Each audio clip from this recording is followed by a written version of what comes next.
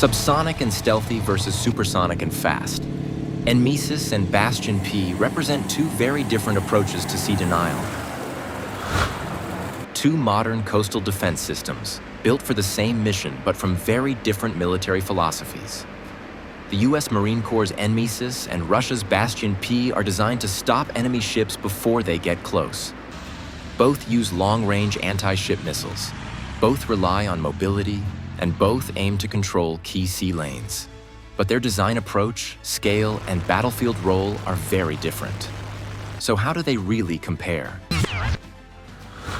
Nemesis, the Navy Marine Expeditionary Ship Interdiction System, is built around the idea of distributed lethality.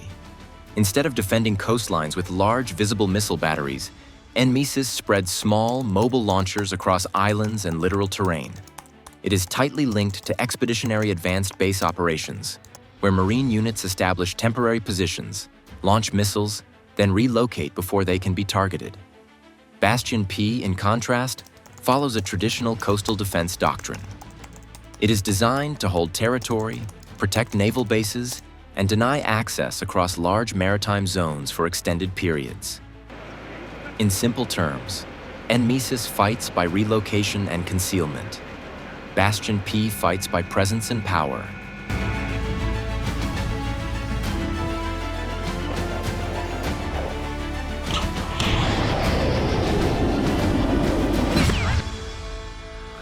Nemesis fires the Naval Strike Missile, NSM. This missile emphasizes stealth, precision, and autonomy rather than speed. The NSM flies at subsonic speed, hugging the sea surface to reduce radar detection. Its guidance system combines GPS, inertial navigation, and imaging infrared, allowing it to identify and select targets autonomously in the final phase. On the other hand, Bastion P fires the P-800 Onyx missile. This missile takes a very different approach: speed and kinetic energy.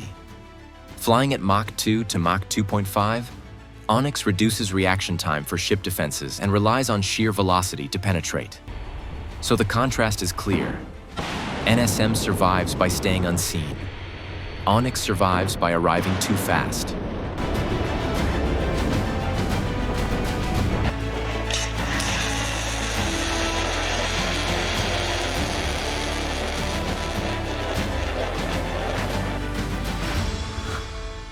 The NSM, used by Nemesis, has an operational range of roughly 185 to 200 kilometers, depending on flight profile.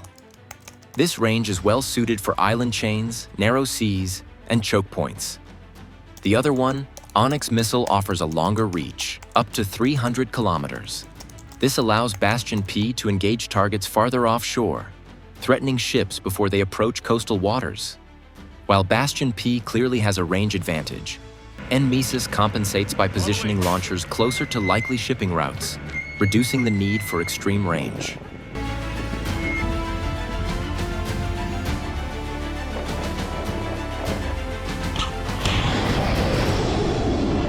Nemesis uses an uncrewed, remotely operated launcher mounted on a modified JLTV chassis. The launcher carries 2 missiles and can be operated without personnel at the firing position. Its biggest advantage is deployability.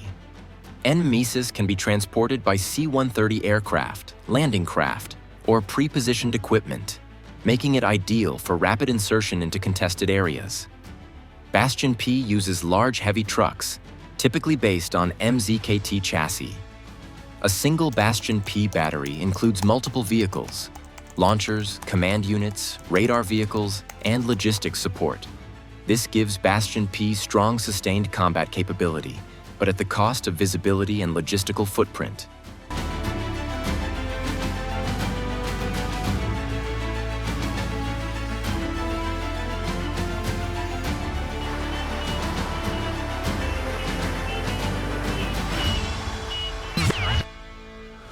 Nemesis minimizes its sensor footprint.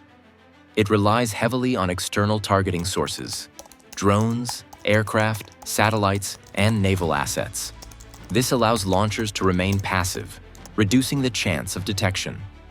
Survivability comes from mobility, deception, and dispersion, not armor. Bastion P, on the other hand, integrates organic radar and targeting systems. It is often deployed alongside air defense systems and electronic warfare units, creating a layered defensive bubble. Its survivability depends on defended positions, not concealment.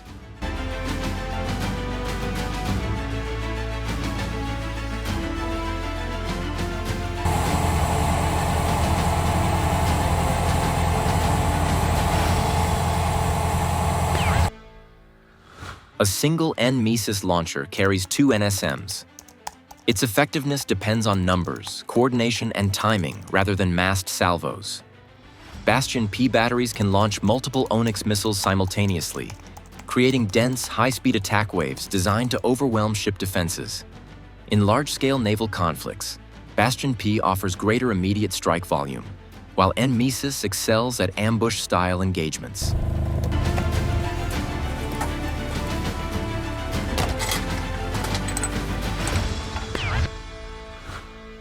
The Naval Strike Missile is estimated to cost around $2.5 million per missile. On the other hand, the P-800 Onyx missile is more expensive, with estimates ranging from $3 to $5 million per missile. Nemesis is designed to keep launcher costs relatively low. The uncrewed JLTV-based platform and minimal onboard sensors reduce acquisition and sustainment expenses. This allows more launchers to be fielded for the same budget. Bastion P is a high-cost integrated system. A single battery with missiles, vehicles, sensors, and command units can cost hundreds of millions of dollars.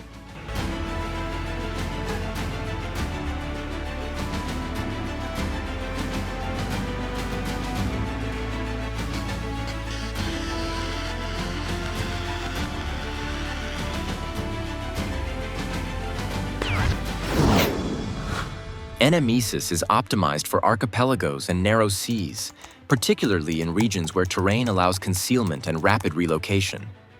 Bastion P is optimized for long coastlines, protecting naval bases, sea approaches, and maritime infrastructure. One denies access through uncertainty. The other denies access through threat dominance. Nemesis and Bastion P are not mirrors of each other. They are products of different doctrines, different geographies, and different cost priorities. Nemesis emphasizes stealth, mobility, and affordability at scale. Bastion P emphasizes speed, range, and overwhelming firepower. Neither system is inherently superior. Their effectiveness depends on where they are deployed, how they are supported, and what kind of war they are designed to fight. Bastion P is a high-cost integrated system. A single battery with missiles, vehicles, sensors, and command units can cost hundreds of millions of dollars. Nemesis, lower cost per unit, scalable, attrition-tolerant Bastion P, high upfront cost, long-term area denial, strategic investment. Each system's price reflects how it is expected to fight.